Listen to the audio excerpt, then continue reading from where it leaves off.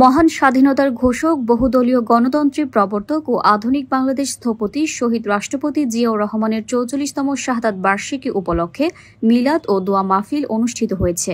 Senior staff reporter Liton বিশ্বাস জানান, সোমবার দুপুরে নারায়ণগঞ্জের ২৫০০ উপজেলার শাহজালাল উচ্চ বিদ্যালয়ের মাঠে এই অনুষ্ঠানের আয়োজন করা হয়। এই সময় পৌরসভা বিএনপির সভাপতি মোহাম্মদ উল্লাহ লিটন এর সভাপতিত্বে প্রধান অতিথি হিসেবে উপস্থিত ছিলেন ঢাকা বিভাগের কেন্দ্রীয় কমিটির সহ সাংগঠনিক নজরুল ইসলাম আজাদ।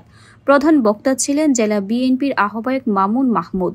বিশেষ বক্তা জেলা বিএনপির যুগ্ম আহ্বায়ক মাশকুল ইসলাম রাজীব।